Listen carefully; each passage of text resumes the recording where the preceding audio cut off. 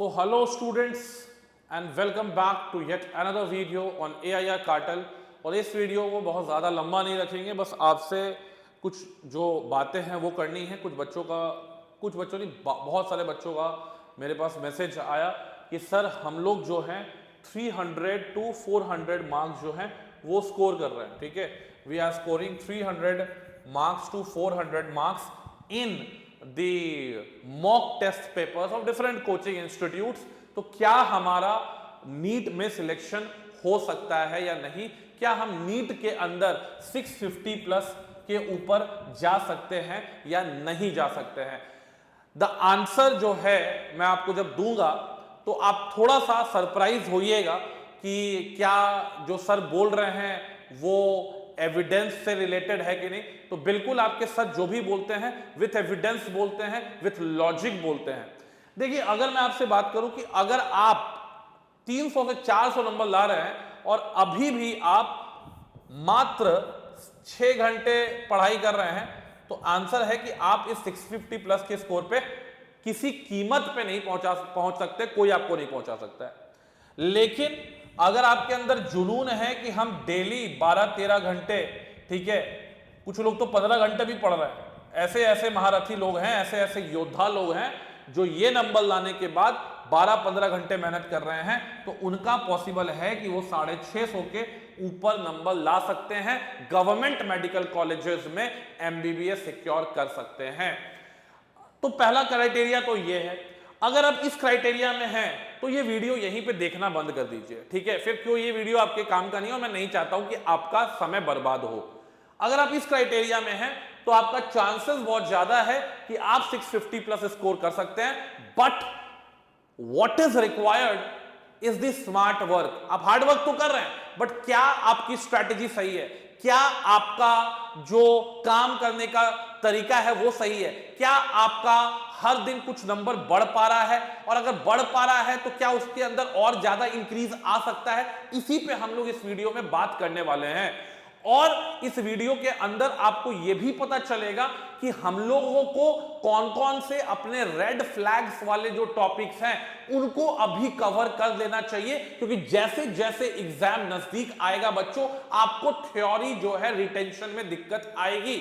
इसलिए ये जो 10 दिन का आपको अप्रैल का समय मिल रहा है, इसमें अपने रेड फ्लैग वाले जो टॉपिक है जिसमें अक्सर आपके नंबर कटते हैं, उसके अंदर आप जो है ज्यादा मेहनत करिए, उसको आप वापस रिवाइज करिए, फॉर्मूलाज लिखिए, फॉर्मूला बेस्ड क्वेश्चंस बनाइए और पीवाईक्यू करिए। लेकिन वो रेड फ्लैग के टॉपिक्स एग्जाम में कितना वेटेज रखते हैं उसका भी ध्यान आपको रखना है। फॉर एग्जांपल, अगर मैं बात करता हूं फिजिक्स के अंदर, अगर मैं बात करता हूं क्या नाम है फिजिक्स के अंदर, तो इन दैट केस जैसे कि ये हमारे फिजिक्स का ये है, ठीक है, ये हमारा फिजिक्स का जो पार्ट है, ठीक है। अब ये फिजिक्स में आप देख लीजिए कि आपको परसेंटेज वेटेज मैंने दिया हुआ है, किस चैप्टर से कितना है। जैसे कि आपका यूनिट मेजरमेंट का चैप्टर है 2%। अब 2% का मतलब कितना है? अगर आपके 45 क्वेश्चन आ रहे हैं तो 45 क्वेश्चन में अगर हम 45 क्वेश्चन का 10% लेते हैं तो 4.5 आता है, ठीक है। 1% लेते हैं तो 0.45 आप समझ सकते हैं। तो आप समझ सकते हैं कि मेरा 2%, यानी कि क्वेश्चन आ भी सकता है, क्वेश्चन नहीं भी आ सकता है, तो वेटेज का परसेंटेज यहां पे गिवन है 2%। Motion in straight line 1.5%, motion in plane 1.5%, laws of motion 3% है। लॉज ऑफ मोशन कितना है बच्चों? 3% है। वर्क एनर्जी पावर कितना है बच्चों? 4% है। अब मैं आपको बोलूंगा कि यहां पे आप देखिए कि जो रोटेशनल मोशन है ये आपका 5% वेटेज रहता है, तो ये आपका टॉपिक थोड़ा अच्छा होना चाहिए। कम से कम ऐसा रहना चाहिए कि 2-3 सवाल अगर आ रहे हैं तो 1-2 सवाल आपसे बनने चाहिए, मतलब ऐसा होना चाहिए। अब देखिए, सबसे इंपॉर्टेंट टॉपिक है थर्मोडायनामिक्स। थर्मोडायनामिक्स 9%, मतलब लगभग 45 क्वेश्चन में से 4 क्वेश्चन थर्मोडायनामिक्स पकड़ लो। 5 क्वेश्चन सिर्फ फिजिक्स में थर्मोडायनामिक्स 4 से 5 क्वेश्चन लेके जाएगा। आपको याद क्या क्या रखना है? वर्क डन का फॉर्मूलाज याद रखना है, आपको याद रखना है हीट कैपेसिटी के बारे में, आपको पॉलीट्रॉपिक प्रोसेस में, एडियाबेटिक प्रोसेस में, यानी जो भी चीजें आपको आपके टीचर ने पढ़ाई हुई है थर्मोडायनेमिक्स, क्योंकि थर्मोडायनेमिक्स में फॉर्मूलाज काफी ज्यादा है, तो ये चैप्टर जो है आपको बहुत अच्छा 4 क्वेश्चन का चैप्टर है। ये चैप्टर अगर अभी तक आपने स्ट्रॉन्ग नहीं किया ना बेटा, ये चैप्टर आपकी कह के लेगा।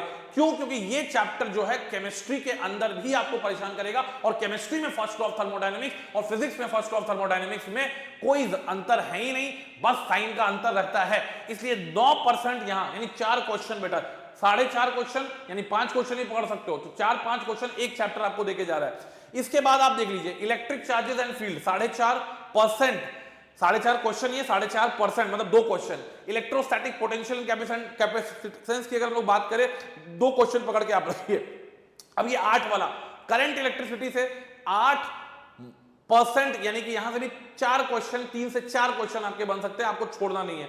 अब आते हैं हम नीचे, बच्चे लोग क्या करते हैं, मैकेनिक्स मैकेनिक्स मैकेनिक्स, अबे मैकेनिक्स नहीं, इलेक्ट्रोमैग्नेटिक इंडक्शन पढ़ ले, 4% का है, यानी कि 2 क्वेश्चन बन जाएंगे। अल्टरनेटिंग करंट 4 आपके परसेंट नंबर, यानी 2 क्वेश्चन यहां से आ रहे हैं। इलेक्ट्रोमैग्नेटिक वेव्स अगेन आपके 5% कंस्टिट्यूट कर रहा है। रे ऑप्टिक्स 5% कंस्टिट्यूट कर रहा है। Wave optics 5%। तो ये वाले जो परसेंट है ना, 4 4 8 8 5 13 13 5 18 5 23 और 23 और 6 29 मॉडर्न फिजिक्स। ये जो वेव ऑप्टिक्स और मॉडर्न फिजिक्स है ना, ये आसान टॉपिक होते हैं बेटा, और यहां पे श्योर शॉट अगर आपको टॉपिक पता है तो नंबर आना तय है। इन टॉपिक्स में अगर आपका कोई भी टॉपिक वीक है, उसको जल्दी से कंप्लीट करो इन 10 दिनों के अंदर, और इससे आपके 650 नंबर लाने की जो टेंडेंसी है, तो ये चांसेस है, वो काफी ज्यादा बढ़ जाएगी।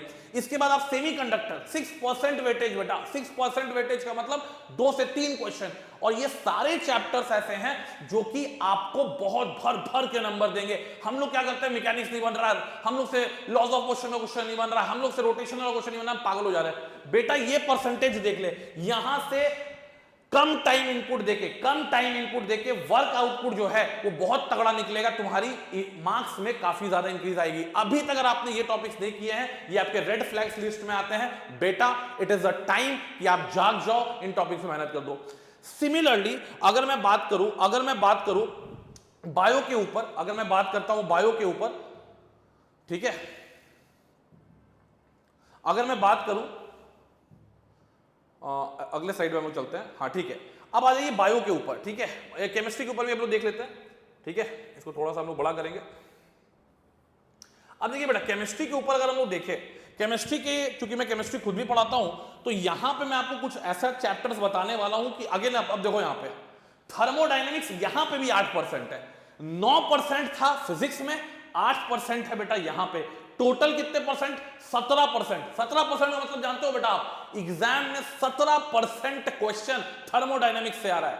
100%, 100 क्वेश्चन में 17 क्वेश्चन, 180 क्वेश्चन में अप्रोक्स 30 क्वेश्चन थर्मोडायनेमिक्स से आ रहा है।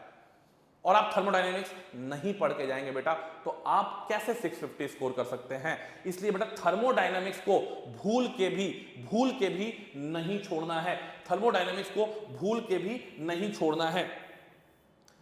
ये ऊपर क्यों नहीं जा रहा है? फिट स्क्रीन कर दे क्या? Just a minute.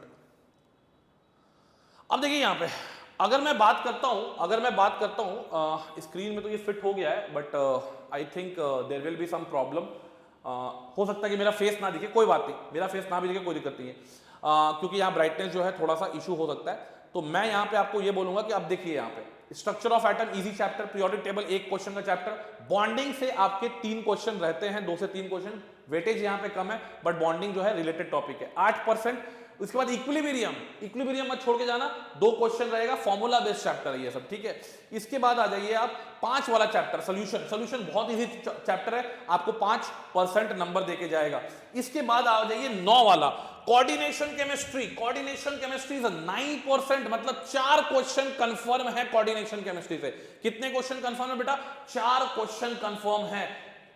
अब देखिए आप कि 4 क्वेश्चन आपके कोऑर्डिनेशन केमिस्ट्री, जो कि बहुत इजी टॉपिक होता है, वहां से बन गए बेटा केमिस्ट्री में 180 में से 170 प्लस ऊपर लाने से कोई आपको नहीं रोक सकता है। लास्ट ईयर मैंने ये स्ट्रैटेजी मैंने जिन स्टूडेंट्स ने फॉलो की थी बच्चों, उनका 180 आउट ऑफ 180 केमिस्ट्री में आया, 170 आउट ऑफ 180 आया, 175 भी आया। इसलिए जो टॉपिक मैं बोल रहा हूं कोऑर्डिनेशन, अगर आपके रेड फ्लैग लिस्ट में है, इसको जल्दी से आपको बेटा कवर कर लेना है। इसके बाद अगर मैं बात करूं ये काफ़ी ज़्यादा प्रॉब्लम कर रहा है ये पीडीएफ स्क्रॉल होने में। आई थिंक स्क्रीन जो है डिवाइस के टेम्परेचर बढ़ने के कारण हो सकता है कि ये थोड़ा इसको ठंडा किया जाए यार। ये डिवाइस का टेम्परेचर 35 हो गया है, ठीक है। अब देखिए यहाँ पे बाकी सब चैप्टर्स जो हैं आपके, हेलो अल्केन्स वाला चैप्टर, अगेन जो भी 9% 8% वाला चैप्टर है बेटा वेटेज वाइज, उन चैप्टर्स को आप जरूर अपने रेड फ्लैग लिस्ट से हटा लीजिए, क्योंकि वो आपकी एक क्वेश्चन नहीं काटेगा, वो आपके 4 क्वेश्चन काटेगा। इसलिए जो भी 9% वाले जो क्वेश्चंस हैं इसको ध्यान में रखना है। बाकी बायोलॉजी के अंदर अगर मैं बात करता हूं, तो बायोलॉजी में आपका, हाँ अब आते हैं बायोलॉजी में। अब देखिए बायोलॉजी के अंदर आप देख लीजिए ये सब जो, इसमें आप, मुझे कोई ज्यादा एक्सपर्टीज है नहीं, लेकिन यहां पे भी आपको पता है कि कौन सा टॉपिक आपकी ज्यादा इंपॉर्टेंट है। जो भी 7-8% वाले टॉपिक है बॉटनी जूलॉजी के अंदर, वो आपको देख के रखने हैं, और अगर आपने देख के रख लिया है, तो इन दैट केस आपको काफी ज्यादा फायदा होने वाला है।